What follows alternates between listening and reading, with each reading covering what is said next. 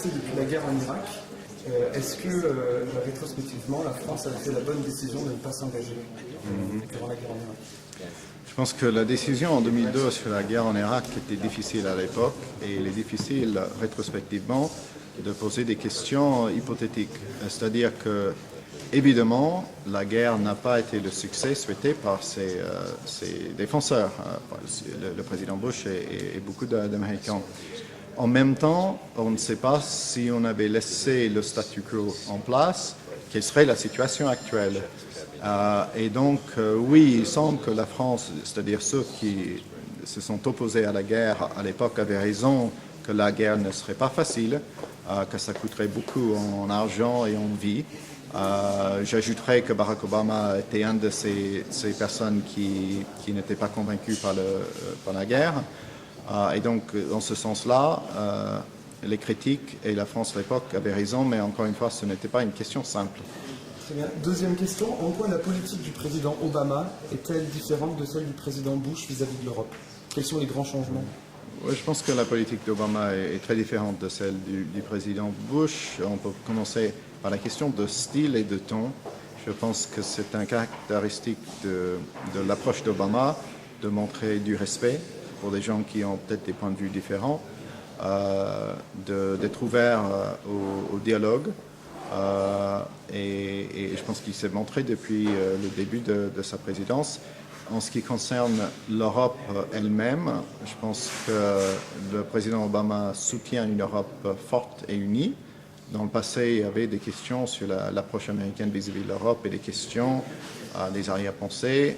Mais nous, la question est claire, nous souhaitons une Europe intégrée et forte comme partenaire. Et je pense que le président Obama est plus proche de l'Europe sur certains dossiers internationaux comme le changement climatique. Et enfin, dernière question, plus sur le Transatlantic Trends. On voit que depuis qu'Obama est arrivé, ça a complètement changé la perception que les Européens ont des États-Unis. Oui. Est-ce que c'est pas un peu le sauveur? Obama, c'est pas le sauveur de l'Amérique. Et si on a un sauveur, souvent, parfois, le sauveur il finit par finir. Et est-ce que c'est éphémère ou au contraire ça va durer, vous pensez, cette embellie? Je pense qu'il ne faut pas exagérer l'effet Obama. Évidemment, c'est une bonne chose qu'il est plus populaire, mais lui, il est réaliste. Il ne va pas changer le monde d'ici demain. On est face aux crises très difficiles et je pense qu'il faut faire attention à ne pas avoir des attentes beaucoup plus grandes que les réalités. Donc je pense qu'il aura un effet très positif, mais restons calmes. Merci beaucoup. Merci. Bonjour Madame Ferrand. Est-ce que en tant qu'analyste, vous voyez une rupture entre la politique du président Chirac et du président Sarkozy concernant les relations franco-américaines? Et si oui, quelle est cette rupture? Je pense qu'il y a une rupture dans le désir, dans l'orientation, dans l'envie d'être tournés les uns vers les autres ou pas, qui relève à la fois de la vision politique, mais aussi de l'interaction personnelle entre les dirigeants. Je pense que c'était très difficile pour Jacques Chirac de coopérer avec George Bush.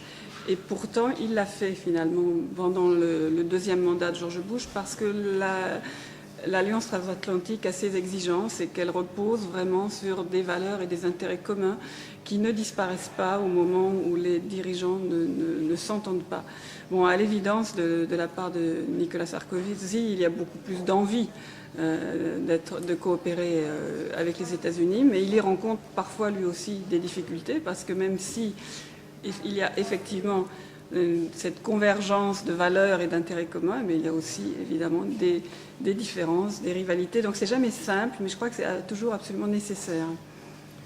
On voit que malgré l'attitude volontariste du président Obama, les États-Unis semblent beaucoup moins enclins que les Européens à trouver des solutions concrètes aux problèmes environnementaux. Jusqu'à présent, l'administration américaine n'a pas donné de signe fort en vue du sommet de Copenhague, contrairement à certains pays européens, dont la France, enfin, je pense à la taxe carbone. Est-ce que vous pensez qu'il y a des divergences entre les Américains et les Européens sur la question écologique et si ces divergences peuvent nuire à la réussite du sommet de Copenhague? Je pense qu'il n'y a pas de divergence entre les Européens et les Américains sur la réalité du changement climatique, sur le problème que cela pose et sur les origines de ce changement de climat. Et ça, c'est déjà une grande rupture avec l'administration précédente. Par contre, c'est vrai qu'au niveau fédéral, les États-Unis partent de très très loin, c'est-à-dire d'une politique où il n'y avait pas d'action écologique à un début d'action écologique. Donc il y a un fort décalage entre les politiques nationales, le stade où ils en sont à l'heure actuelle. Mais il ne faut pas négliger non plus qu'il y a énormément d'initiatives locales aux États-Unis qui sont très très avancées. Et le local aux États-Unis, ça peut être énorme. Je pense par exemple aux initiatives des États de l'Ouest, de la Californie. Ça représente à la fois un territoire, des économies et une population extrêmement nombreuse. Donc il va falloir à Copenhague prendre en compte ce qui dépend des gouvernements centraux, ce qui dépend des initiatives locales, ce qui dépend du secteur privé. Et puis aussi la différence de culture politique entre, par exemple, la France et les États-Unis, justement sur le rôle que peut tenir le gouvernement central dans des questions qui relèvent de l'économie et du social. Et enfin, une dernière petite question. Il y a un sujet qui a été abordé du bout des lèvres au sommet de l'OTAN à Strasbourg, c'est le sujet de la Turquie. Le président Obama avait clairement affiché sa position en faveur de l'adhésion de la Turquie, alors que Nicolas Sarkozy s'était fermement affiché contre cette adhésion. Comment est-ce que vous pensez qu'on pourrait réconcilier ces deux positions qui sont fondamentalement irréconciliables?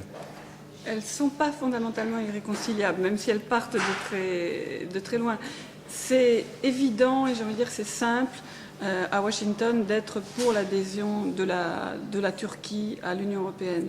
La Turquie, vue des États-Unis, c'est un allié essentiel dans l'OTAN, géographiquement c'est extrêmement important vis-à-vis de l'Irak, vis-à-vis du Moyen-Orient, c'est un partenaire possible dans les négociations éventuelles au Moyen-Orient, c'est une porte vers le monde islamique. Je veux dire, stabiliser la Turquie du côté des démocraties occidentales, je ne vois pas bien ce qui, quand on est aux États-Unis, pourrait sembler aller contre.